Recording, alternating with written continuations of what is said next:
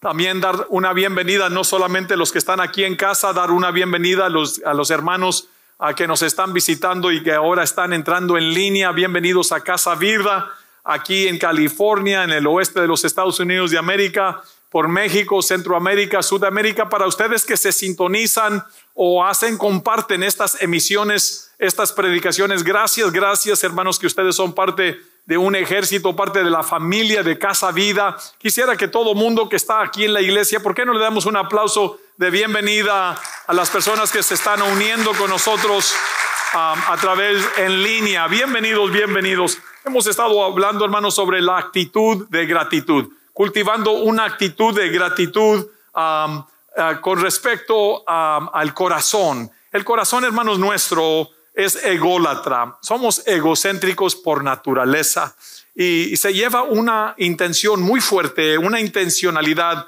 muy específica para llevarnos a practicar la gratitud, para ejercer, para decirle a este cuerpo, a esta carne que es mal agradecida: alaba a tu Dios, agradece, sé agradecido. Por eso los padres y los abuelos queremos inculcar y enseñarle a nuestros hijos cortesía. La cortesía de cuando alguien le da una bendición, alguien le da un saludo, alguien le ofrece un obsequio, que digan gracias, que se introduzcan, que sean corteses, porque nosotros queremos cultivar y dar a que nuestros hijos tomen esos pasos que los llevan a una actitud que sea por vida, una actitud de agradecimiento donde sepan expresar y decir gracias, thank you, de por vida, y que no seamos mal agradecidos.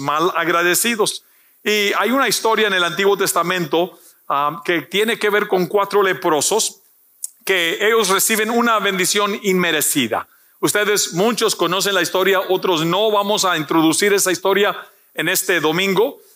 Venimos siguiendo la historia del leproso del capítulo 17 de Lucas, que fue sano. 10 leprosos fueron sanados, fueron limpiados de su lepra, y Jesús se sorprendió. Él estuvo en shock que nomás uno regresó, y Jesús pregunta: ¿no fueron 10 los que fueron sanados?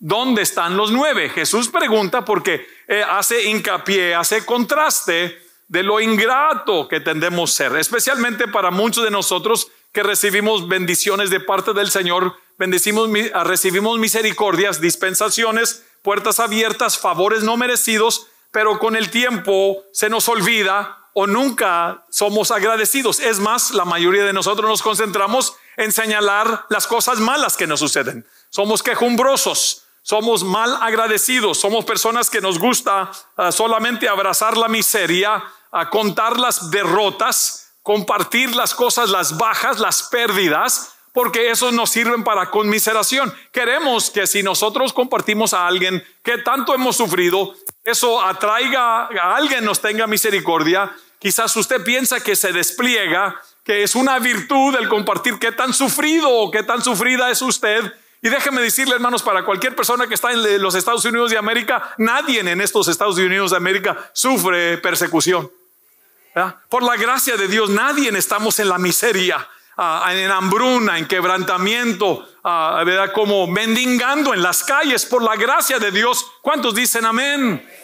No quiere decir que no estemos teniendo que superar dificultades o desafíos en el hogar, desafíos en nuestras relaciones. Allí sí se sufren, donde las relaciones sufren desgaste, las relaciones sufren tropiezos, donde hombres ingratos, malagradecidos con Dios, ponen sus ojos en otras personas o en otras mujeres en vez de su esposa, en donde hombres tropezamos y abandonamos a los hijos, o cometemos errores de inmoralidad o de infidelidad por ser ingratos, por no ser agradecidos y por no saber ser fieles. Eso no quiere decir que hay veces ciertas hermanas o ciertas esposas pierdan los estribos. Comienzan a deliriar, comienzan quizás a conectarse en las redes sociales en una forma equivocada, en una forma no sabia. Mi hermana, comienzan a soñar o pensar que otra persona puede hacerle feliz más que su esposo, o quizás concederle, darle a la atención que usted piensa que merece o quiere, mi hermana. Y déjeme decirles de una vez por todas, solamente Dios hace al hombre feliz. Solo Dios hace a una mujer feliz. Ningún hombre la puede hacer feliz, mi hermana, hermano, ninguna mujer, ni la otra lo va a hacer feliz. Solo Dios lo puede hacer feliz. Él es el que satisface las necesidades del alma. Dios es el que conoce tus entrañas, tus necesidades, tus inquietudes, tus resbalones. Dios los conoce y aún así nos ama. ¿Cuántos dicen amén? Lo que quiero llevarles es a cultivar un corazón agradecido. El poder contar las muchas bendiciones, el poder señalarlas del corazón, el poder tenerlas en los labios, el poder tener un nuevo cántico, una nueva alabanza, el poder tener la palabra de Dios en nuestros corazones y en nuestros labios, el poder mirar alrededor y decir: Dios, te doy gracias por esa bendición, gracias por esta casa, gracias por este trabajo, gracias por esta oportunidad, gracias también por la crisis y el sufrimiento, porque esos me llevan y me acercan a ti. ¿Cuántos dicen amén? Quisiera conmigo, hermanos, que mirara este texto o este título. He titulado este mensaje, lo he titulado La verdadera gratitud se expresa al testificar. La verdadera gratitud se expresa al compartirse. Cuando Dios lo ha bendecido, le ha dado salvación, cuando Dios lo ha favorecido, cuando Dios lo ha coronado con favores y misericordias, cuando Dios lo ha sanado en el pasado, cuando Dios lo ha sacado de aprietos, de lodo cenagoso, cuando Dios lo ha coronado, cuando Dios le ha perdonado sus pecados, sus iniquidades, y no las testificamos y no podemos compartirlas. Ese milagro, esa bendición, ese alumbramiento, ese momento de bendición se pierde, queda encerrado como en una presa con usted. Lo voy a decir otra vez: cuando usted y yo no hemos aprendido a ser heraldos, se nos ha olvidado a testificar, se nos ha olvidado evangelizar, se nos ha olvidado nosotros poder proclamar, anunciar las bendiciones, como dice Daniel en Daniel 4:2, que es necesario que yo anuncie los muchos milagros que Dios ha hecho en mi vida. Es necesario que yo las proclame, dice Daniel, las hazañas y los milagros y los prodigios que Dios ha hecho. Es necesario que yo los comparta. Dice el primer libro de Pedro 2:9 que nosotros somos una nación santa, somos un pueblo adquirido por Dios, somos sacerdotes de Dios. Nosotros somos adquiridos, una nación santa, para anunciar las virtudes de aquel que nos llamó de las tinieblas a su luz admirable. Y quiero llevarle que al final de esta historia, 4 leprosos reciben un increíble milagro. No la sanidad, porque muchos de nosotros estamos buscando algo para nosotros. Ellos reciben provisión, ellos reciben favor de Dios, ellos están caminando. Ahorita voy a compartir la historia en 2 partes. Primer parte hoy, que se trata más de la familia y de las relaciones quebrantadas en nuestra sociedad. Y en el siguiente mensaje voy a compartir sobre las virtudes de estos 4 leprosos, que nosotros debemos de decir: Dios, quiero ser como leprosos o estos 4 leprosos que tuvieron estas virtudes. Y al final, ellos tuvieron la virtud de poder caer bajo convicción, que ahora raramente sucede cuando hay cosas, cuando el Espíritu Santo nos habla y no caemos bajo convicción, no sabemos caer de rodillas, no sabemos gemir y tomarnos de los cuernos del altar. Hemos perdido ese arte, esa sensibilidad, esa disciplina de caer bajo convicción, y luego al final ellos pudieron amar o mirar un pueblo necesitado y tener esa virtud de poder amar a otros como Dios los amaba a ellos. Pero quiero hacer un poco de hacer un retrovistazo, tomar un poquito de retrospectivamente, regresarme a la fuente de este mensaje. La verdadera gratitud se expresa al testificar y compartir las buenas nuevas. Segundo de Reyes, capítulo 6, versículo 24, dice así: que después de esto aconteció que Ben-Hadad, rey de Siria, reunió todo su ejército y subió y sitió a Samaria. Y hubo gran hambre en Samaria a consecuencia del sitio, tanto que la cabeza de un asno se vendía por 80 piezas de plata, y la cuarta de parte de un cab de estiércol de palomas por 5 piezas de plata. Lo que aquí está haciendo es que hay un momento terrible de una hambruna, de una crisis que no sucedió de la noche a la mañana, que sucedió después de meses o quizás un par de años de estar sitiada a la ciudad de Samaria. lo que nos lleva a pensar inmediatamente, up there if you help me, que las consecuencias del pecado, I didn't correct it, son horrendas e incalculables. Son horrendas e incalculables. Ningún placer, hermano o hermana, ningún placer, por tan emocionante que sea, podrá compensar o justificar la pena y el precio del pecado. El alma que pecare, dice la Biblia, esa morirá, porque la paga del pecado es muerte, mas la dádiva de Dios es vida eterna para aquellos que están en Cristo Jesús. Dice la palabra de Dios, mi hermano y mi hermana, que el que esconde su pecado no prosperará. La persona que peca, que se encuentra enredado en los negocios de esta vida, traicionando y siendo traicionado, el que peca y el que esconde, el que no confiesa sus pecados, el que no los confronta, esa persona, la palabra de Dios dice, no prosperará. Y cualquier persona que sea, por genio, por tan inteligente, por tan sabio, tan diestro, tan movible que usted sea, la palabra de Dios declara que el que esconde sus pecados no prosperará, mas el que los confiesa, el que se aparta de sus pecados, alcanzará misericordia. ¿Cuántos dicen amén? En esta porción bíblica encontramos que la ciudad de Samaria está aislada. Ahora se encuentra atacada y sitiada, rodeada, confrontada y combatiendo por dentro los más peligrosos enemigos y por fuera enemigos siniestros. En otras palabras, hay un gran y poderoso ejército invasor que les ha rodeado desde el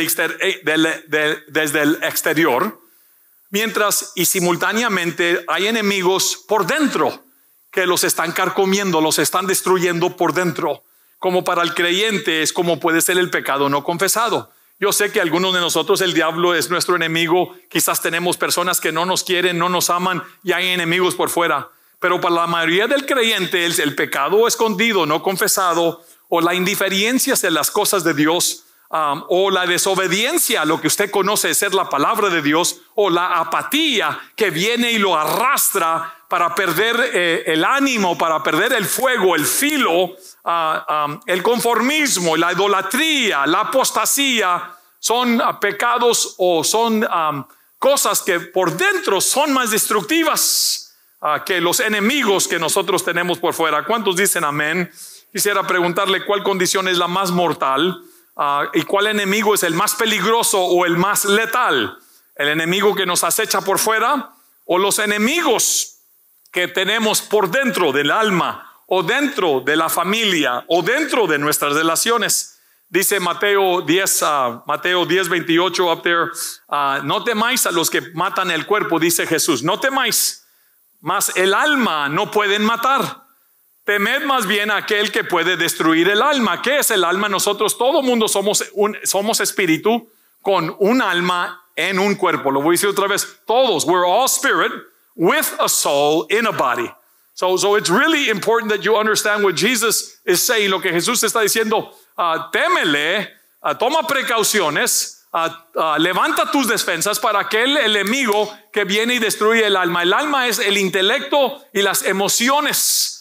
El intelecto es that middle ground entre el espíritu y el cuerpo. Hay el intelecto y las emociones. Muchas bellas hermanas, lindas mamás o abuelas son carcomidas, destruidas por emociones que les traicionan. El de la depresión, la tristeza, el ser quejumbrosas, el ser fastidiosas, el ser nerviosas. Mis hermanas amadas, gracias. Gracias. Ustedes saben que yo les amo. Yo también tuve madre. Thank you. Thank you. Thank you. Lo que quiero decirles es, hermanos, el alma, ¿verdad? La tentación, la lujuria de los ojos, la lujuria de esta carne, la vanidad de la vida, mi hermano. Temerle a aquel que destruye el alma, los pensamientos, los sentimientos, viene y carcome y te hace menos hombre, te hace menos padre, te hace menos siervo o sierva de Dios. ¿Cuántos dicen amén? Temerle al diablo, al enemigo que puede destruir el alma y luego el cuerpo en el infierno. ¿Cuántos dicen amén? En esta historia los sirios son un tipo del enemigo que viene y ataca por fuera. Y Samaria es un tipo del enemigo que nos tiene arrastrados y atrapados por dentro. El diablo está resuelto y se ha comprometido a la destrucción de nosotros, el pueblo de Dios.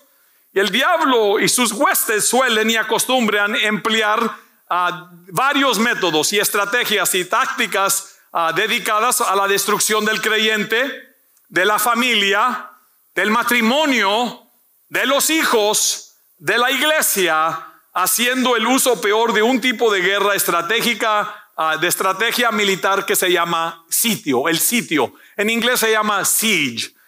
Cuando un pueblo que está bien amurallado es atacado no con saetas, no con espadas, sino simplemente rodeado. Voy a decirle que lo genio de un sitio, cuando el enemigo viene y sutilmente pone un sitio alrededor de tu casa, de tu hogar, de tu mente, de tu espíritu, lo genio de un sitio es que un ejército de igual o menor capacidad puede acorralar, rodear, encerrar a una ciudad, estrangularla y privarla de todos los elementos necesarios para sobrevivir, usando y convirtiendo las áreas y las cualidades fuertes y formidables de esa ciudad y tornarlas para una desventaja letal. Esas paredes y esas murallas altas e impenetrables de protección ahora se convierten en el cerco, en las murallas, en la cárcel, en la celda de prisión de ellos mismos. Lo que hace que el enemigo no pueda entrar, ahora los priva a ellos de poder tener libertad. Eso es lo genial, eso es el genio de un sitio. Qué genial y a la vez diabólico el arrematar y el forzar a un pueblo que se ocupe en luchar una guerra de larga atrición. Attrition se dice en inglés. The war of attrition. En español se dice la guerra del desgaste.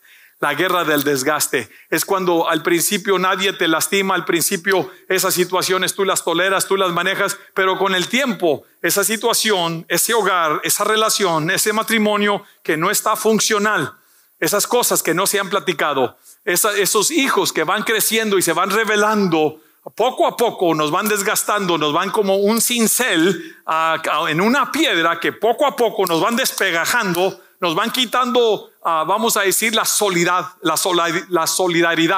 la fuerza y lo que se llama la guerra del desgaste. That little by little you're going to lose porque vas a perder al final porque eso es la naturaleza de la guerra del desgaste. Es una guerra donde las pérdidas son pocas y pequeñas al principio, pero que continúan acrecentando, perpetuando, hasta que el deterioro lento y el desgaste paulatino con el tiempo actúa siniestramente como un cáncer que finalmente incapacita a su víctima, privándolo de las fuerzas, de la habilidad, de la voluntad de seguir queriendo vivir y luego queriendo luchar.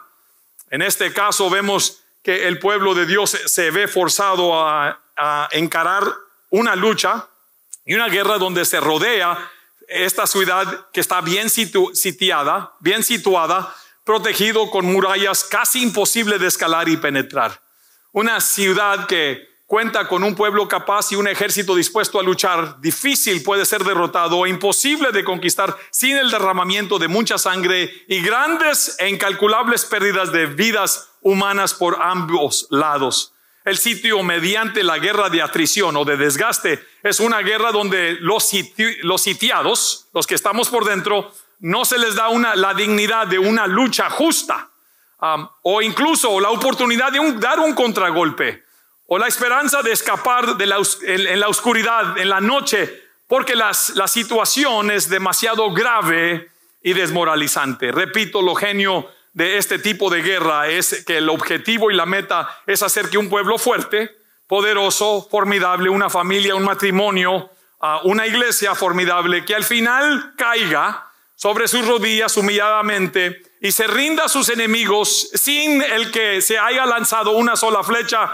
girado una sola lanza, desenvainado una sola espada o derramado una sola gota de sangre.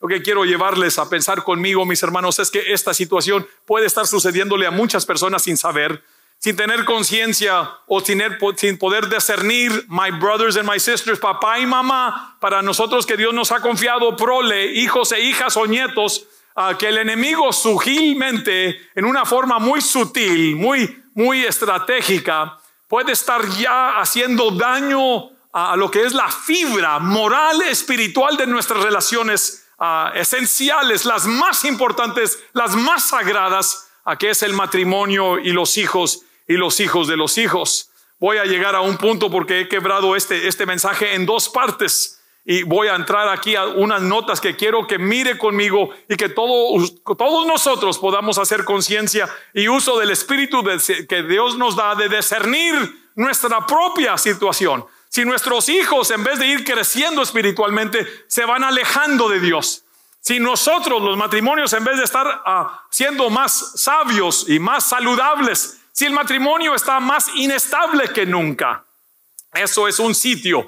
Eso es la guerra del desgaste, donde se va perdiendo poco a poco el respeto, el amor, el cariño, el aprecio, la dignidad, la amistad en el matrimonio. No tiene todo que ser romántico, pero siempre respetuoso. Okay. No tiene que estar como altas, pero siempre el balance espiritual, emocional, el ser amigos, es el corteses, el respetarse en un matrimonio. Peor aún, una guerra en contra de una ciudad sitiada es el principio donde la misma ciudad misma es sigilosamente sorprendida y es llevada poco a poco. Mire, el resultado es mire, que entre tanto que sus habitantes, la idea, ¿verdad? La idea principal, voy a repetirlo, yo creo que ya recibieron el punto, pero la verdad es que esta ciudad o este hogar es poco a poco estrangulado, hasta acabarse las provisiones, el ánimo, el poder, las ideas. Ya no hay lucha. Ya se venció, ya se rindió ese matrimonio, ese hogar. Y los recursos y las fuerzas ya no hay para seguir luchando. Y finalmente, cuando una iglesia está sitiada, un pueblo, una ciudad, una familia, un hogar, un matrimonio está sitiada, finalmente sufren una muerte lenta, agonizante, desmoralizadora, donde el moral se va por el suelo. La esposa ya no quiere nada que ver con el esposo, está lastimada, está herida. El esposo ya no siente la atracción o la emoción o la conexión con la esposa como ser mejores amigos. Entre tanto, los habitantes en su desesperación de esa ciudad de sobrevivir comienzan a voltearse el uno con el otro. Esto es el genio cuando el enemigo rodea un hogar. El genio es que el hogar mismo, en vez de mirar al diablo por ser diablo, la palabra de Dios dice que nuestra lucha no es contra sangre ni carne, sino contra principados y potestades y poderes en los aires. Cuando dicen amén. En otras palabras, la lucha, el pleito no es contra ese viejo, mi hermana, ¿verdad? No es con el viejo, hermano, no es con la esposa, ni son los hijos. Nuestra lucha es con el diablo, con espíritus en los aires, con espíritus de lujuria, de mentiras, espíritus que vienen a traicionar, vienen a deprimir a nuestras esposas y a engañar a nuestros hijos. Esos espíritus inmundos, nefaurios, esa es nuestra lucha y ese es nuestro combate. ¿Cuántos dicen amén? Y es importante que lo identifiquemos porque la verdad del caso es que lo que sucede en un sitio es que primero, como usted va a ver en esta ciudad, se voltea uno contra el otro y luego se rebelan contra los líderes y después contra Dios, contra su Dios, y al finalmente se vuelven a sus captores, viendo a los captores como su esperanza y sus nuevos libertadores. Lo voy a decir otra vez porque esto es muy importante y luego voy a entrar en el texto de algunos principios. Lo que sucede en un sitio es que cuando están sitiados, primero hay una increíble unidad por dentro. Vamos a pelear, vamos a luchar. Con la guerra del desgaste, poco a poco se van perdiendo la fuerza, las habilidades, la nutrición, las provisiones, el alimento. Y luego hay guerra en dentro, uno con el otro. Y luego contra los líderes. Va a haber una mujer aquí que le va a decir al rey, dame auxilio. Y el rey le va a decir, mujer, ¿de dónde te ayudo? Y el rey se va en contra de Eliseo y le dice, este mismo día voy a tener la cabeza de Eliseo. Dios me añada, vive Dios y Dios me añada si este día no le corto la cabeza a Eliseo, porque Eliseo, el profeta de Dios, era lo único combatiendo, deteniendo las fuerzas del enemigo. Era el hecho de que había justos dentro de esa ciudad. ¿Cuántos dicen amén? Dios le dice a Abraham, a su amigo, si hay 10 justos, yo no voy a destruir a Sodoma y Gomorra. ¿Cuántos dicen amén? Por eso es importante que haya una iglesia viva en estos Estados Unidos de América. Por eso cada comunidad necesita hombres y mujeres que todavía oramos y ayunamos y estamos delante de Dios. ¿Por qué? Porque Dios detiene las olas del mal por el justo. ¿A cuántos dicen amén? Porque eso es una verdad. Denle al Señor un aplauso esta mañana para la gloria de Dios. Y luego al final, hermanos, cuando una ciudad, un hogar está sitiada, escuche bien, al final se rebelan también contra Dios. Why would God? ¿Por qué Dios permite esto? La infidelidad. ¿Por qué? ¿Por qué la persona se convierte amarga? Hay una hiel de amargura. Hay como que hacemos a Dios como el chivo expiatorio. Y al final, hermanos, una ciudad sitiada mira a sus captores, mira como sus nuevos libertadores. Porque cuando les abren la puerta y levantan la bandera blanca, ellos traen agua y comida y provisión y miran al enemigo como sus nuevos amigos. Es lo que sucede en el hogar cuando alguien pierde los estribos, cuando ya se destruye el moral, cuando se destruye el respeto, cuando el hogar está hecho garras.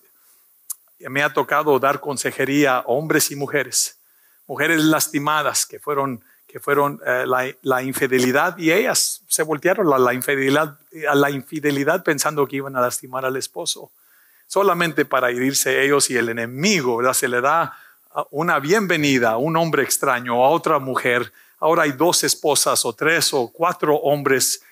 Bueno, ya estoy hablando de novelas como algunos de ustedes han vivido. Gracias. Disculpen el insulto, pero la verdad duele. No, se crean, estoy traveseando. Aunque no estoy traveseando, pero sí. Déjeme llegar aquí.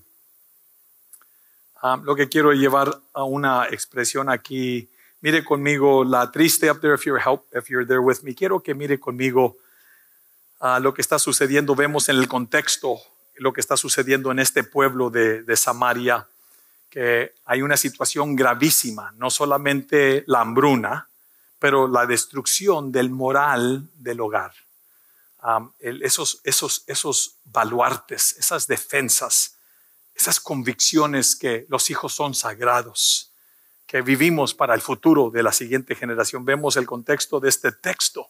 Un pueblo que en una situación gravísima y circunstancias desesperantes, toda esperanza ha sido prácticamente abandonada, y sus morenas sociales, la brújula moral se ha derrumbado ahora para sintonizar dónde está la muerte y la destrucción y el consumo de los más vulnerables. Literalmente puede ahora ser incorporadas por el canibalismo en el pueblo, en el campo. Hay canibalismo en la ciudad. Y la triste, quiero que mire conmigo, y la triste y la trágica verdad de que la generación actual es posible tendemos a consumir y a canibalizar la generación próxima. Lo voy a decir otra vez para ustedes que están en línea y para ustedes que están aquí. Quiero que mire la posibilidad, quiero que mire la tendencia, quiero que mire que esto sucede en una sociedad post-cristiana, en un hogar que se perdieron los estribos, se perdió el temor de Dios, en un hogar donde no hay altar, donde los hijos no miran los padres como un ejemplo de lo que es vivir, de lo que es amar apasionadamente a Dios, de lo que es tener a Dios como prioridad. La triste y trágica verdad de que la generación actual tiende a consumir y a canibalizar la generación próxima. Mire conmigo los siguientes versículos. Up there if you help me, versículo 26. Y pasando el rey de Israel por el muro, una mujer le gritó y le dijo: salva, rey, señor mío. Y él le dijo: si no te salva Jehová, ¿de dónde te puedo salvar yo? ¿Del granero o del lagar? Él pensó que le estaba pidiendo comida, ¿verdad?, que le estaba pidiendo provisión, auxilio en alguna otra área. Y él le dice: no, rey. O el rey le dice: ¿qué tienes? Y ella respondió: esta mujer me dijo: da acá tu hijo y comámoslo hoy y mañana comeremos el mío. Cocimos pues a mi hijo y cocimos pues a mi hijo y lo comimos. El día siguiente yo le dije: da acá tu hijo y comámoslo. Mas ella ha escondido a su hijo. Cuando el rey oyó las palabras de aquella mujer, rasgó sus vestidos y pasó así por el muro, y el pueblo se dio cuenta que tenía cilicio o un costal que rascaba y sangretaba su piel por dentro. Por fuera el rey estaba vestido de gala o como las ropas del rey, pero por dentro el rey estaba diciendo a Dios: ya no puedo, ya no sé qué hacer como líder, estoy a mis últimas. Y luego la noticia de que ahora hay canibalismo en el campo es cuando unos se comen a los otros. Cuando un hermano se traga al otro, ¿verdad? Diciendo cosas, juzgando, criticando, censurando, algo no le gustó, está lastimado, y eso sucede cuando hay un sitio espiritual. Y luego la generación presente, sin saber, sin querer, comenzamos a consumir, a tragarnos, a menosgastar. A que los hijos de no tienen, ¿verdad? Ellos ya, usted no, y los padres no lo estamos, pero los hijos, hermanos, they don't have a chance. Ellos están a las orillas, y quiero que me reciba, quiero que me entienda lo que estoy aquí para compartir, y quiero que nadie me malentienda. Yo no estoy compartiendo aquí un mensaje pesimismo, de negativismo. Quiero que el Espíritu Santo traiga sobriedad. Lo que quiero llevarles es que Samaria ahora es una ciudad donde los gritos desesperados de una mujer, de una madre afligida, de una afligida madre que acaba de perder a su hijo en un acto cruel, espeluznante de canibalismo. Ahora ella pone sus ojos y sus esperanzas en el rey de Israel, en el gobierno, pidiéndole auxilio y ayuda de welfare. No se crea, aquí no dice welfare, ¿verdad? Estoy yo más aquí. La ayuda, ¿verdad? Gracias. Las ayudas sociales, ¿verdad? De Social Security. No le puse aquí Social Security. Nada más estoy traveseando, pero algunos de ustedes me están entendiendo. Pero ahora miran el gobierno. ¿Cuántos me están entendiendo? Y le piden auxilio para mitigar el dolor de una pérdida que nunca podría ser olvidada y una mancha que jamás podría ser borrada. Lo que quiero llevarle es que nuestras disfunciones como padres, our dysfunction, como padres, generan destrucción en la vida de nuestros hijos. Lo quiero decir, lo que es una disfunción para nosotros, lo que son familias disfuncionales, emociones, relaciones disfuncionales, provocan en la vida de los hijos destrucción, prácticas aberrantes. Nuestros hijos se desquician. El mundo comienza a ser más y más atractivo para los hijos, for the young generation. The world, all of a sudden, the church, like it's not for you. The enemy begins to blind you, young man or young lady, and he says, hey, I don't like church. As soon as I grow up, I'm going to leave church. And you don't realize that that's part of the strategy of the enemy, is to get you to leave, to get you to live for yourself, for your flesh, to destroy your life tomorrow, to destroy it and break it up into pieces. Nuestras ambiciones, papá y mamá, nuestras ambiciones egoísticas, egocéntricas, en muchos casos han sellado el destino de nuestros hijos. Nosotros quizás somos egoístas, pero ellos, nuestros hijos, serán narcisistas. Y hay una grande diferencia. Ensimismados. La Biblia dice que serán amadores de sí mismo que amadores de Dios. Lo voy a decir otra vez. Quizás nuestros padres, nosotros, ¿verdad?, por diferentes razones hemos sido egoístas, ególatras. Lo que sucede es que la siguiente generación, ellos van a ser narcisistas. Ensimismados quiere decir self-absorbed, ensimismados, autoabsorbidos, donde serán amadores, dice Pablo, amadores de sí mismo. Help me, bail me out, ¿verdad? Bail me out.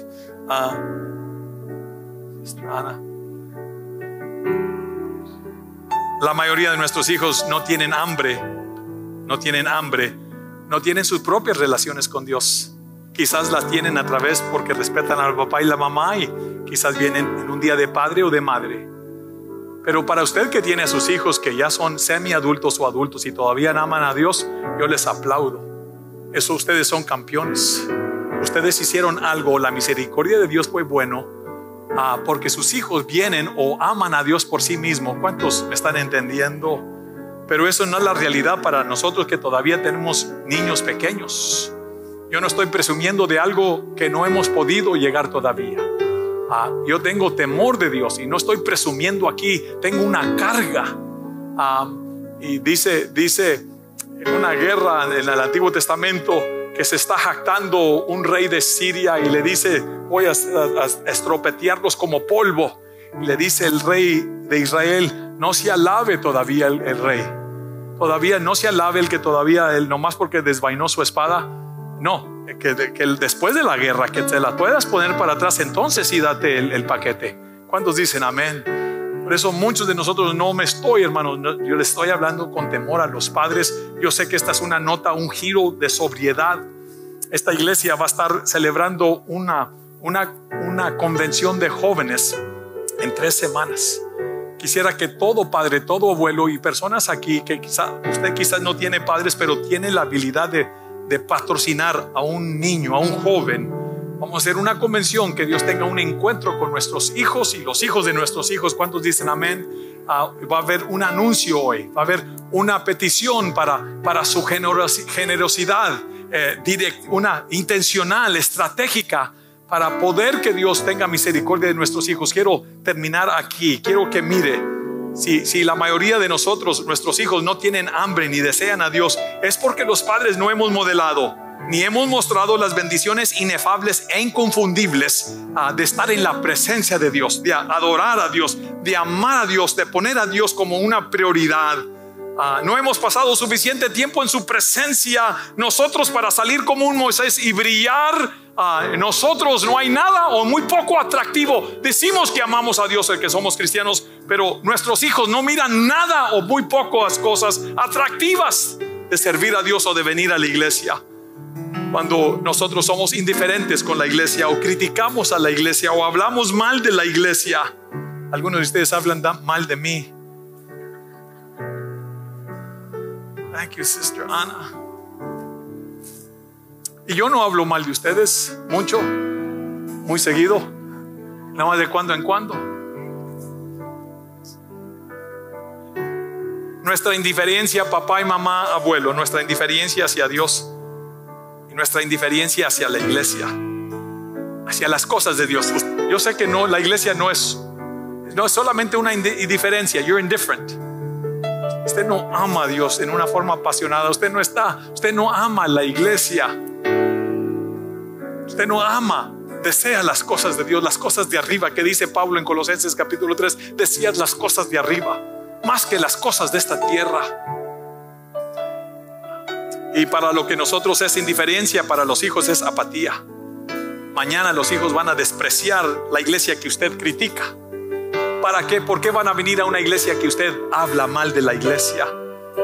A un Dios que ellos no miran que usted está enamorado, apasionado con Dios o de Dios. ¿Qué atractivo hay para la siguiente generación cuando esta generación nos los estamos comiendo? No los estamos tragando, los estamos consumiendo. Nuestros hijos van a despreciar a Dios, van a ser más que indiferentes, van a ser apáticos hacia Dios, la iglesia y las cosas de Dios. Nuestro engreimiento, nuestro orgullo y nuestro prejuicio ha traído corrupción, ha infectado nuestros corazones, pero eso va a destruir los corazones de nuestros hijos. Nuestro estilo de vida irresponsable, de gastos, hermanos, de lujo, de derroche de gastos, hemos empeñado y hemos vendido el futuro de nuestros hijos económicamente, porque nosotros hemos tenido lujos que no debíamos de haber tenido a cuesta de nuestros hijos. Para el que coquetea con este mundo, para nosotros la generación nuestra, que hemos vacilado entre sí y no con el pecado. Nuestros hijos van a abatirse, van a sumergirse. Ellos se van a hacer lo que se llama, se van a tirar clavados. Van a sumergirse y van a abrazar el pecado, porque nosotros solamente coqueteamos con el pecado, vacilamos entre sí y no. Lo que quiero decirles es que tengo una carga por nuestros hijos. Tengo una carga de esta generación que podemos consumir, podemos nosotros canibalizar la siguiente generación, como esta madre que le dice: oh rey, salva, oh rey. Y el rey pensó que le estaba pidiendo comida. Mujer, ¿qué te doy? ¿Del lagar? ¿Quieres que te dé mosto? ¿Qué quieres? Oh no, rey, quiero que me hagas justicia. He perdido a mi hijo. ¿Cómo, mujer? Me lo comí. ¿What? Sí, me lo comí. Qué increíble historia. Qué increíble verdad espiritual. Yo sé que aquí nadie hemos consumido a nuestros hijos literalmente. Yo sé, y quizás el concepto está muy lejos, pero no se crea. Nuestra vida, nuestro estilo de vida, nuestra pobre espiritualidad, nuestra pobre amor y compasión por Dios, nuestro pobre ejemplo, nuestra crítica, nuestro cinicismo, un espíritu de simplemente ser apáticos o ser indiferentes para con Dios, es suficiente para que la siguiente generación diga no thank you, no thank you. Si la iglesia te lastimó, papi, mami, la iglesia lo lastimó, y nosotros mañana, mijito, venga a la iglesia, mija, venga a la iglesia, no thanks, gracias, pero no gracias.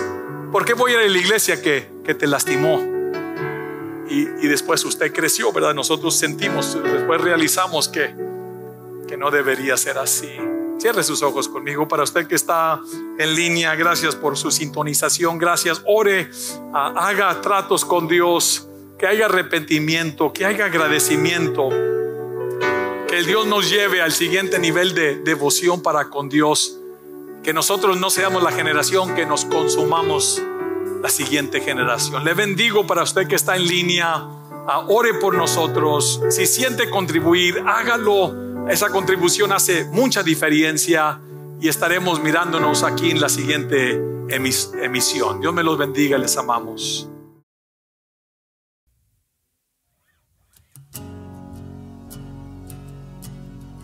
Gracias, Señor. Queremos cantarte en esta mañana agradecidos, Señor. Y como un río tu gracia fluye en mi ser, sobreabunda tu amor, inundándome, y gracias, Cristo, libertador. Oh, me salvaste, me salvaste, mi Redentor. Toma, Dios, toma, Dios, mi vida, vasija de tu amor. A ti la dedico por ver tu rey. Oh, mi gracias. Oh, eres mi libertador. Tú me salvaste, Señor, y me salvaste. Oh, te amo, mi Redentor. Oh, y cantamos gracias, gracias. Oh, ahí en tu hogar, eleva tu voz, eleva tu voz. Oh, y dile, mi Redentor, mi Redentor.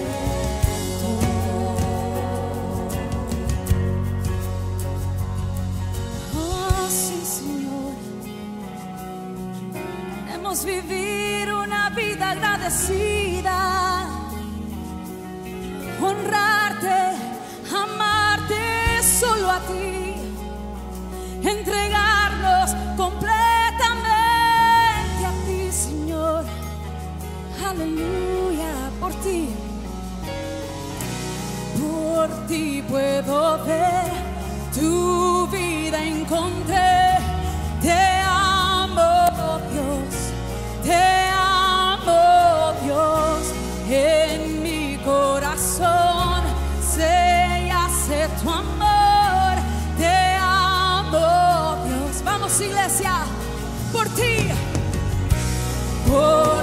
puedo ver, tu vida encontré. Te amo, oh, te amo. Hey.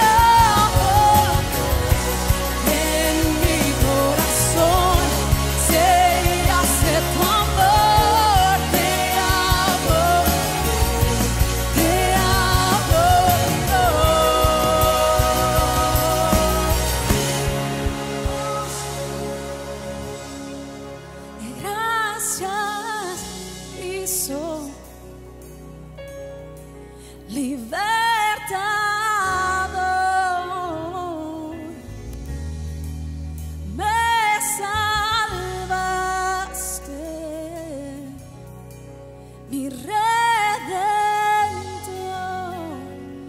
Gracias, gracias, oh mi libertador. Oh, tú me salvaste,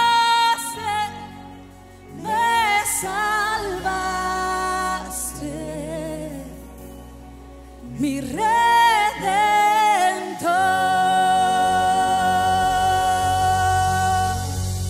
Gracias, Señor. Gracias, Jesús.